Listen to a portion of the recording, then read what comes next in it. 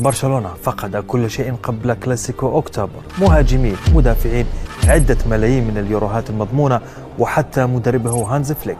وخلال أقل من 24 ساعة تلقى جوان لابورتا ضربتين قاسمتين ربما لموسم برشلونة بالكامل، أولهما إلغاء مباراة الفريق أمام فياريال في الجولة 18 من الليغا، والتي كان من المقرر لعبها في ميامي بالولايات المتحدة الأمريكية، وكانت ستدر على الفريق مبلغا يتراوح بين 5 إلى 7 ملايين يورو بسبب شكوى ريال مدريد وتصعيد الأمور من فلورنتينو بيريز، واتهم الليغا بتشويه سمعة المسابقة وإلغاء مبدأ عدالة الفرص. وثاني الضربات جاءت لهانز فليك الذي سينضم لقائمة طويلة من غيابات برشلونة عن الكلاسيكو بعد تعرضه للطرد في مباراة جيرونا بسبب حصوله على بطاقتين صفراوين. رغم أن الطرد لم يكن مباشرا، إلا أن تقرير الحكم أدانا الألماني مما جعل رابطة الليغا ترفض استئناف برشلونة من أجل لحاقه بالكلاسيكو أمام ريال مدريد.